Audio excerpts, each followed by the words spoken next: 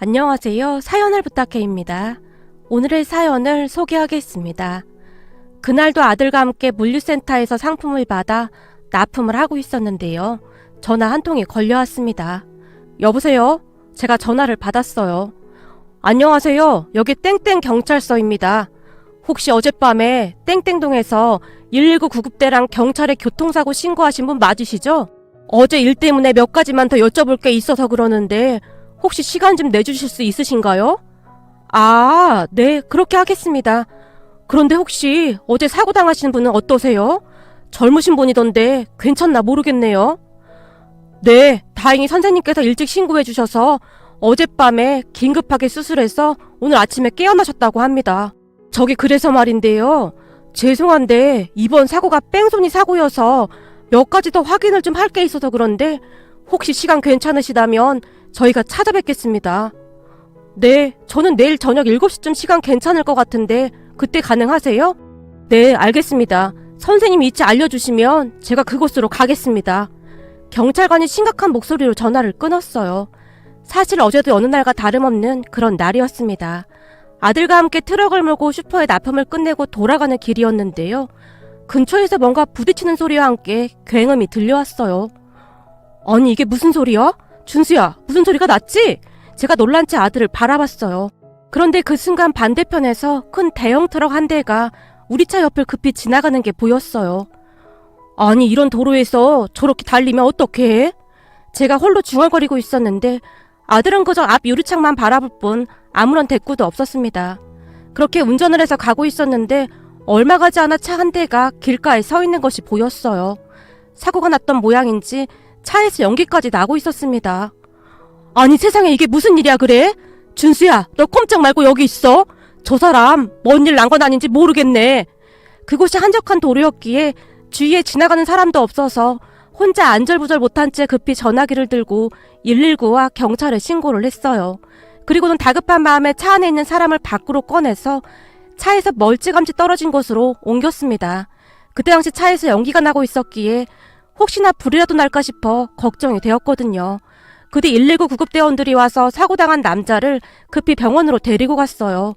그때 같이 도착한 경찰관들에게 제가 본대로 상황을 설명한 채 연락처를 남기고 저도 그곳을 떠났었거든요. 그렇게 다음날 아들과 제가 약속한 경찰관을 만나러 갔습니다. 저기 사고 나던 날 119와 경찰에 신고하셨다고 들었습니다. 혹시 그날 뭔가 더 기억나는 게 있으신가 해서요. 이게 뺑소니인데 그쪽에 딱히 카메라가 있었던 것도 아니고 길이 조금 외진 곳이다 보니 차도 많이 안 다녀서 현재 수사에 진척이 없어서 걱정입니다. 거기다 피해자분 차량에 블랙박스도 꺼져 있어서 참 난감한 상황입니다. 경찰관이 긴 한숨을 내쉬었어요. 글쎄요.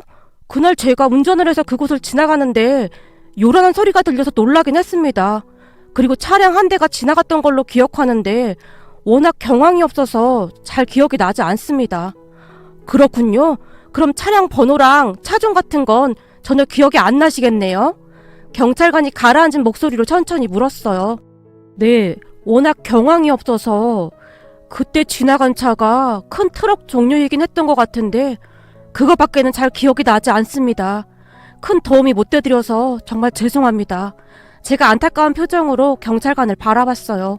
그런데 그 순간 옆에 있던 우리 아들이 조용히 중얼거렸습니다. 37땡땡 회색 트럭입니다. 준수야, 그게 무슨 말이야?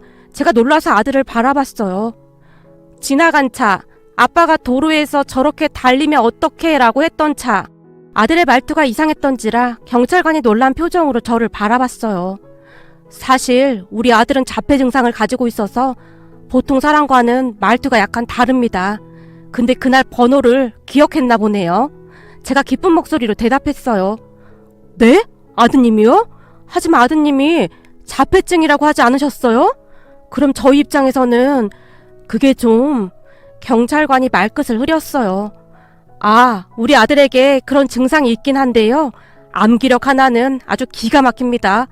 어릴 때부터 한 번 본 건 절대 잊질 않거든요. 정확히 기억합니다.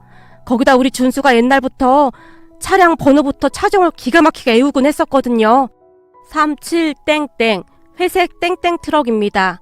그 순간에도 준수는 그 말을 중얼거리고 있었어요. 아, 그렇군요. 그럼 혹시 모르니까 우선 적어두긴 하겠습니다. 경찰관이 수첩을 꺼내서 메모를 했어요. 우리 준수가 본 거면 아마 맞을 겁니다. 지금껏 한 번도 틀린 적이 없거든요. 제 목소리에 활기가 띄고 있었어요. 아, 네, 알겠습니다. 하지만 제 표정과는 다르게 경찰관은 그런 제 말을 믿지 못하겠다는 그런 표정이었어요. 그렇게 경찰관은 돌아갔고 아들과 저는 집으로 향했습니다. 아들이 손을 잡고 집으로 돌아가는 길에 경찰관의 표정이 생각나서 씁쓸하기만 했는데요. 다른 사람들이 우리 준수를 바라보는 눈빛은 항상 차가웠거든요. 준수가 태어났을 때 우리는 준수에게 그런 증상이 있는지 전혀 몰랐습니다. 하지만 점점 커가면서 뭔가 이상한 부분들이 나타나기 시작했어요. 여보, 우리 준수 뭔가 좀 이상하지 않아? 옆집에 성현이랑 개월수도 비슷한데 많이 다른 것 같아. 아내가 제 눈치를 보며 조심스럽게 말했어요. 이상하긴 뭐가 이상해. 난 예쁘기만 하구만. 너무 신경 쓰지 마. 제가 아내를 나무랐어요. 그때 당시 저는 자동차 영업소에서 판매원으로 일을 하고 있었는데 그쯤에서 일이 바빴기에 아내의 말을 별 대수롭지 않게 여겼습니다. 하지만 시간이 지남에 따라 준수의 이상행동이 계속 눈에 띄었고 예방접종을 하러 간 병원에서 큰 병원에 가서 검사를 해보라는 말을 했어요. 그 말을 듣는데 덜컥 겁이 났습니다. 그렇게 아내와 저는 급히 대학병원 진료 예약을 잡고 검진을 받았어요. 그런데 검진을 다 끝낸 의사가 충격적인 이야기를 했습니다. 준수가 불러도 대답도 없고 눈맞춤이 전혀 없습니다. 이런 경우 자폐증일 확률이 높습니다. 그렇게 우리 준수는 얼마 뒤 자폐증 판정을 받았습니다. 온 가족이 충격에 휩싸인 건 말할 것도 없었고요. 아니 이게 무슨 날벼락이라니 그래. 우리 준수를 어쩌면 좋니. 우리 어머니가 준수를 끌어안고 눈물만 흘리셨어요. 그리고 아내는 하루하루 말수가 줄어들기 시작했습니다. 그 이후 아내는 새벽에 일어나서 식탁에 앉아 혼자 흐느끼는 날이 많아졌어요. 그런 아내가 걱정이 되어 아내를 데리고 상담을 받으러 갔는데 우울증 증상이 심각하다고 했어요. 그때부터 아내가 변하기 시작했습니다. 물론 병원은 정기적으로 다니긴 했지만 이 우울증이 아주 무서운 병이더군요. 그날도 연날과 다름없이 제가 출근을 했는데요. 퇴근할 무렵 어머니께서 다급한 목소리로 제게 전화를 하셨어요. 애비야, 준수 애미가 나한테 준수 맡겨놓고 병원에 다녀온다고 하더니 영 감감무소식이구나. 전화를 해도 영 받지도 않고 혹시 무슨 일 있는 거 아닌지 걱정이 돼서 연락해봤다. 지금 준수 애미가 좀 그렇잖니? 어머니의 목소리가 떨리고 있었어요. 네? 집사람이요? 이상하네. 오늘 병원 가는 날 아닌데요? 제가 전화 한번 해볼게요. 제가 급히 전화를 끊고 아내에게 전화를 했지만 아내의 휴대폰은 꺼져 있었어요. 그 순간 등골이 오싹해졌는데 아마도 그때쯤 저는 뭔가를 예상하고 있었던 것 같습니다. 네, 맞습니다. 아내는 마치 연기처럼 그렇게 사라져버렸습니다. 장인, 장모님, 그리고 처형에게 연락을 했지만 다들 모른다며 펄쩍펄쩍 뛸 뿐이었어요. 물론 한동안은 아내를 찾아서 안 다녀본 곳이 없을 정도였습니다. 몇 달 동안을 미친 듯이 아내를 찾아다녔지만 아내의 마음이 돌아섰다는 것을 뼈저리게 느낄 뿐이었어요. 그냥 마음 떠난 사람 찾아다니지 말고 포기하게나. 우리 딸이 그동안 마음고생을 좀 많이 했었나? 이제 좀 편히 쉬게 놔두면 안 되겠나? 혹시나 싶어 처갓집에 갔던 날 상 거짓골을 하고 있던 저를 보며 장모님께서 두 손까지 모아 잡으며 간절히 부탁하셨어요. 장모님, 그럼 우리 준수는 어떡하란 말입니까? 누가 뭐래도 그 사람은 준수 엄마 아닙니까? 나한테는 우리 윤경이가 더 중요하네. 그러니까 제발 그만 좀 하게나. 장모님께서 매몰차게 뒤를 돌아 집 안으로 들어가셨어요. 그때 알았습니다. 처갓집 식구들은 아내가 어디 있는지 알고 있구나 하고 말이죠. 그 이후 한참이 지나서 아내는 지방에 혼자 사는 친구 집에서 지내고 있다는 소식과 함께 이혼을 하자는 일방적인 통보를 해왔어요. 그렇게 제가 아내가 있다는 친구 집을 찾아가서 무릎까지 꿇고 빌어보기도 했고 불같이 화도 내봤지만 아내는 더 이상 제가 알고 있던 제 아내이자 준수 엄마가 아니었습니다. 그렇게 저는 이혼을 하고, 아니죠, 이혼을 당하고 그때부터 혼자 준수를 키워냈습니다. 다행히 부모님께서 가까이 사셨기에 준수를 돌봐주셨거든요. 그게 벌써 한참 전의 일이 되었네요. 그렇게 준수를 열심히 키웠고 어렵게 어찌어찌 고등학교까지는 졸업을 시켰습니다. 그러는 동안 우리 부모님이 엄청난 고생을 한 것은 말할 것도 없었고요. 그런데 준수가 고등학교를 졸업하고 난 뒤에는 뭘 어떻게 해야 할지 알 수가 없더라고요. 부모님도 연세가 있으셔서 종일 준수랑 같이 있는 것도 힘들어 하셨고요. 그러다 잘 아는 친척 한 분이 준수와 함께 할 수 있는 일을 소개해 주셨어요. 중고 트럭을 한 대 사서 그 트럭으로 슈퍼 같은 곳에 상품을 납품하는 일이었는데요. 준수와 함께 할 수 있는 일이었기에 일자리를 소개해 준 그 친척분에게 그렇게 고마울 수가 없었습니다. 그러던 중 그날 사고를 목격하게 되었던 겁니다. 우리 준수에게는 특별한 것이 하나 있었는데요. 뭔가를 하나 보면 마치 사진을 찍듯이 머릿속에 그대로 입력을 해버린다는 것이었어요. 할머니, 할아버지와 함께 있는 날이 많았던 준수는 베란다에 앉아 지나가는 차를 보곤 했는데 지나가는 차량의 번호와 차종까지 오랜 시간이 지나도 기가 막히게 기억을 하곤 했으니까요.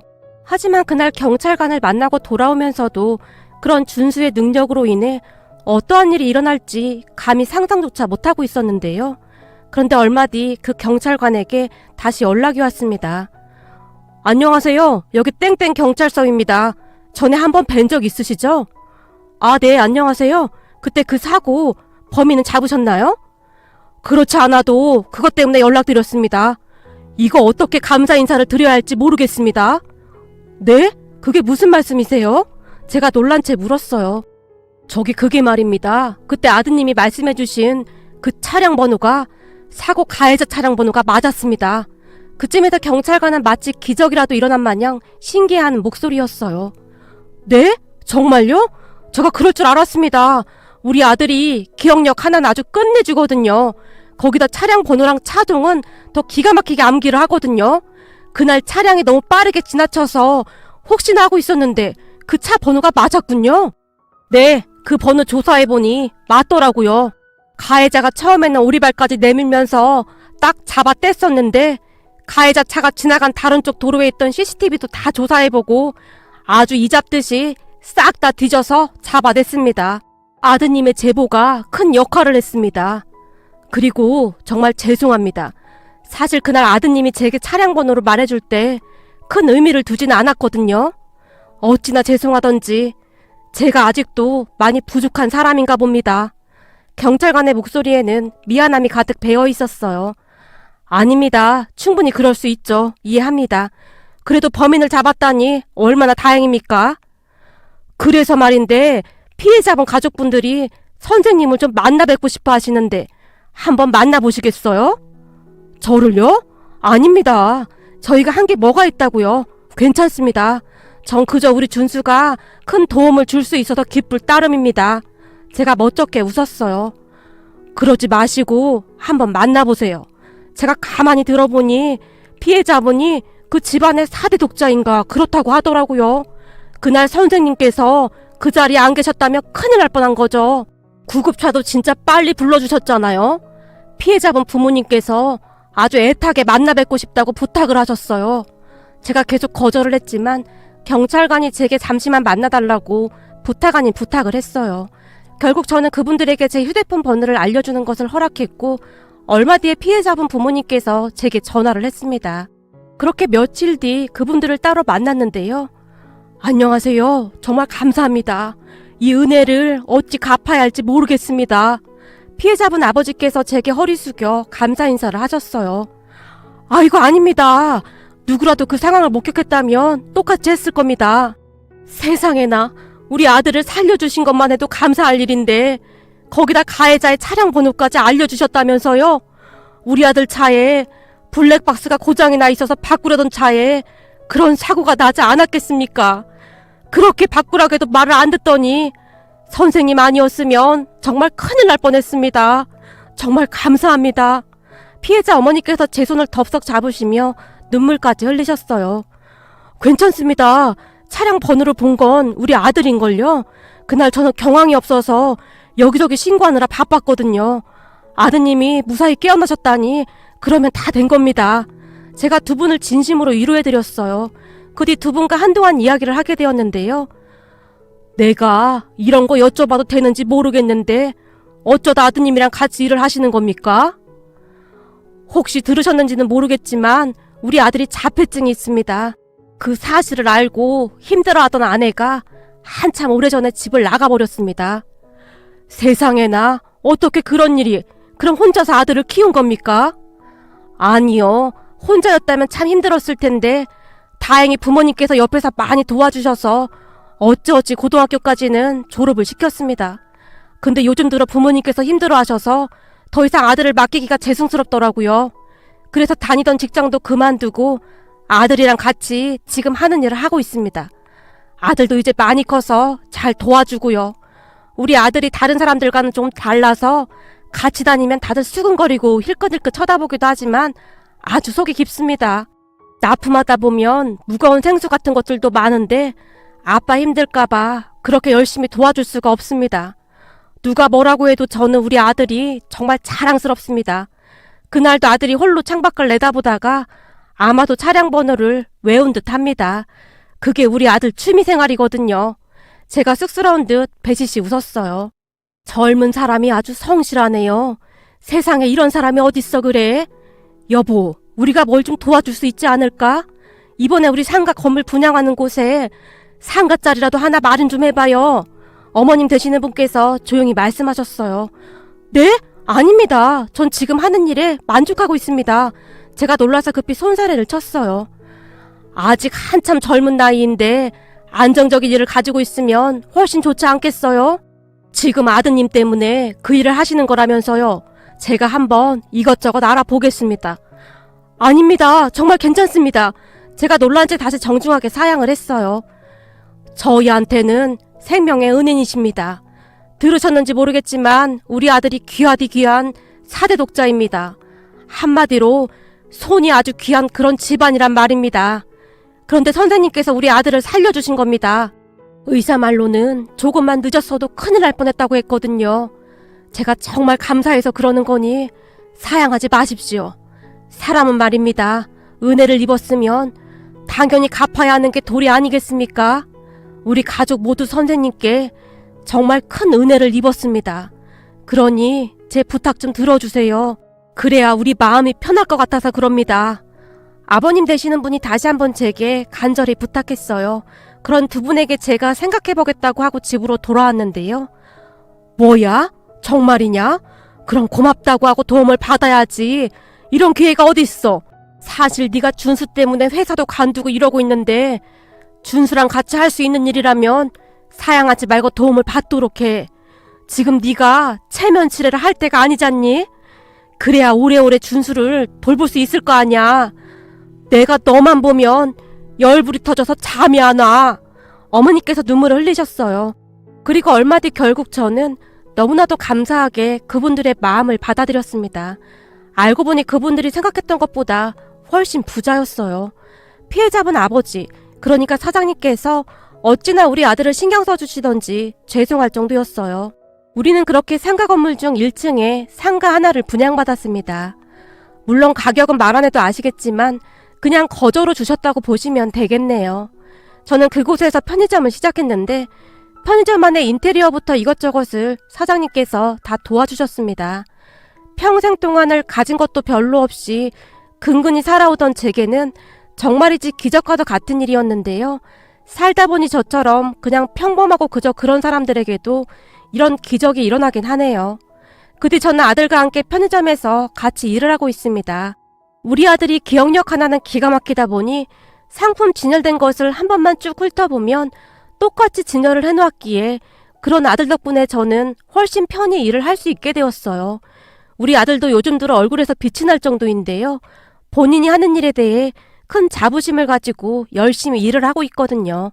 거기다 단골 손님들이 올 때마다 이야, 진열이 아주 기가 막히네. 우리 준수가 하니까 반듯반듯한 게 아주 보기 좋구만 이라는 말씀을 하시거든요. 아무래도 그러한 말들이 준수에게는 큰 힘이 되는 듯 했어요. 그리고 얼마 후에는 교통사고 났던 사장님의 아드님도 따로 찾아와서 감사 인사를 했는데요. 그렇게 눈물을 흘릴 수가 없었어요. 그 뒤 그분 가족들이 수시로 오셔서 매출도 많이 올려주시고 그렇게 감사할 수가 없답니다. 그러한 모습들을 보며 제가 도움을 드린 것은 맞지만 사실 그냥 모른 척해도 큰 문제가 되지 않았을 텐데 이토록 큰 도움을 주셔서 그저 감사할 따름입니다. 그리고 그동안 못난 저 때문에 고생만 하신 우리 부모님께도 효도하며 열심히 살아가겠습니다. 마지막으로 우리 준수와 같은 사람들을 따뜻한 시선으로 바라봐주는 사회가 되었으면 하고 간절히 바라봅니다. 오늘의 사연은 여기까지였습니다. 즐겁게 보셨다면 구독, 좋아요 부탁드립니다. 고맙습니다.